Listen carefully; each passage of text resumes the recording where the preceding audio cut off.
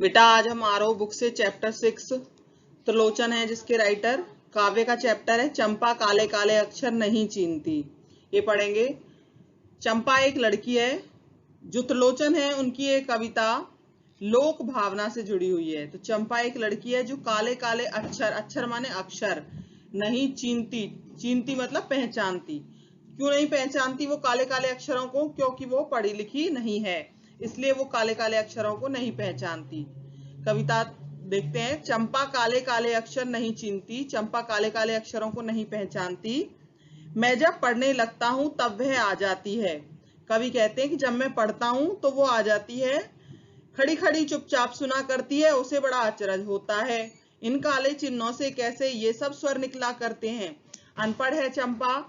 कवि कहते हैं जब मैं पढ़ता हूँ लिखता हूँ तो वो मेरे पास आ जाती है और बड़े आश्चर्य से मेरी तरफ देखती है कि कैसे किन काले काले अक्षरों से स्वर निकला करते हैं। मतलब मैं जब बोलता हूँ पढ़ता हूँ तो जो स्वर निकलते हैं तो उसे बड़ा आश्चर्य होता है कि कैसे इन काले काले अक्षरों से स्वर निकला करते हैं। चंपा सुंदर की लड़की है। सुंदर ग्वाला है, गाय भैंस रखता है। चंपा कौन है? सुंदर नाम का एक ग्वाला है, उसकी लड़की है, वो गाय भैंस रखता है। चंपा चौपायों को लेकर चरवाही करने जाती है।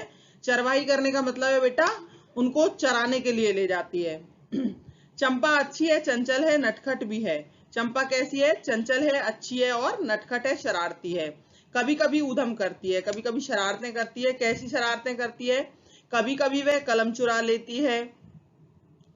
जैसे तैसे उसे ढूंढकर जब लाता हूँ पाता हूँ अब कागज गायब है। परेशान फिर हो जाता हूँ। चंपा क्या करती है कवि के साथ? कभी कवि का पेन चुरा लेती है। जैसे तैसे पेन ढूंढ कर लाते हैं, तब तक पाते हैं कागज गायब है, फिर कागज चुरा लेती है। तो बार बार कवि को परेशान करती है। चंपा कहती है तुम कागज ही गोदा करते हो दिन भर, क्या यह काम बहुत अच्छा है? यह सुनकर मैं हंस देता हूँ, फिर चंपा चुप हो जाती है। क्या कहती है चंपा कवि से? कि तुम सारे दिन बस ये कागज, कागज मतलब कागज ही, गोदना, गोदना मतलब लिखना, सिर्फ ये कागज पे लिखते रहते हो, कागज ही गोदते रहते हो सारे दिन। तो कवि कहते हैं कि वो पढ़ी लिखी तो है नहीं, मैं उसे क्या समझाऊं, ये सुनकर मैं हंस देता हूं और फिर चंपा चुप हो जाती है। उस दिन चंपा आई, मैंने कहा कि चंपा तुम भी पढ़ लो, हारे गाड़े काम सरेगा। तो एक दिन कवि के पास जब चंपा आई तो चंपा से कवि ने क्या कहा कि चंपा तुम भी पढ़ लो, हारे गाड़े, हारे गाड़े मतलब जब हार जाओगे, मतलब जीवन में जब परिस्थिति विपरीत होगी, जब कठिनाई आएगी तब काम सरेगा, मतलब तब काम आएगी ये पढ़ाई। हारे गाड़े काम सरेगा। गांधी बाबा की इच्छा है सब जन पढ़ना लिखना सीखें। तो क्या कहा कवि ने कि गांधी जी जो हैं वो क्या चाहते थे कि सभी लोग पढ़ना लिखना सीखें, तो इसलिए तुम भी पढ़ लिख लो। चंपा ने यह कहा कि मैं तो नहीं पढ़ूंगी, तुम कहते थे गांधी बाबा अच्छे हैं, वे पढ़ने लिखने को कैसे बात कहेंगे, मैं तो नहीं पढ़ूंगी। अब चंपा जो है वो पढ़ना लिखना नहीं चाहती है, तो क्या तर्क देती है कि तुम तो ये कहते थे कि गांधी जी बहुत अच्छे हैं, तो अच्छे लोग पढ़ने लिखने की बात कैसे कर सकते हैं। चंपा जो है वो पढ़ने लिखने को खराब चीज समझती है। वो सोचती है कि जो ज्यादा पढ़ लिख जाता है वो चालाक हो जाता है, कपटी हो जाता है, उसके अंदर कपट आ जाता है।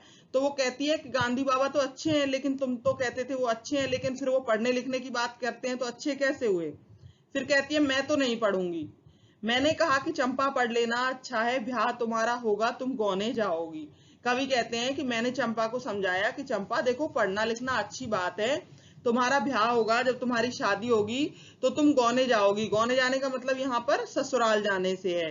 जब छोटी उम्र में लड़कियों की पहले शादी कर दी जाती थी तो उन्हें अपने मायके मम्मी के यहाँ ही रहती थी वो, तो बाद में जब बालिग होने पर उन्हें उनकी ससुराल भेजा जाता था गौना करना। तो गौने जाओगी, ससुराल जाओगी, कुछ दिन बालम संग साथ रह चला जाएगा, जब कलकत्ता आगे। कवि कहते हैं कुछ दिन तुम्हारा पति जो है तुम्हारे साथ रहेगा, फिर वो कहाँ चला जाएगा? कलकत्ता चला जाएगा। बड़ी दूर है वह कलकत्ता, कैसे उसे संदेशा दोगी? बोले वो जो कलकत्ता है वो बहुत दूर है, तुम उसे अपना संदेशा कैसे दोगी? कैसे उसके पत्र पढ़ोगी? चंपा पढ़ लेना, अच्छा है। और वो जब तुम्हें पत्र लिखेगा तो उसके पत्र तुम कैसे पढ़ोगी?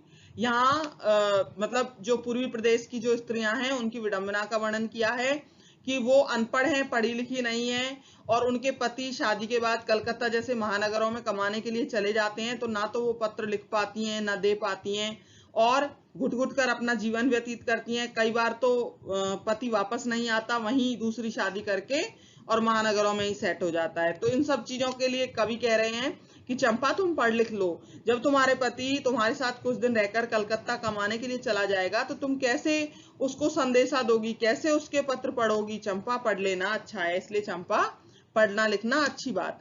चंपा बोली तुम कितने झूठे हो देखो।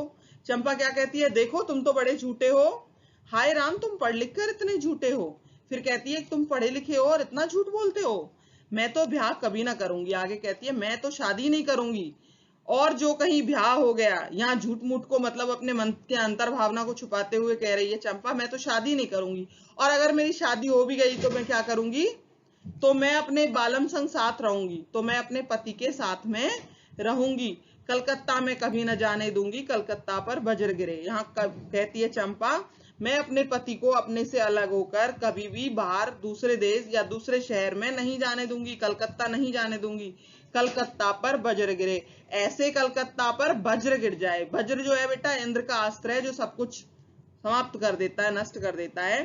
तो यहाँ पर वो कह रही है कलकत्ता पर वज्र गिरे अर्थात कलकत्ता का सत्यानाश हो, सब कुछ खत्म हो जाए, मैं अपने पति को हमेशा अपने साथ रखूंगी, कभी भी उसको जाने नहीं दूंगी।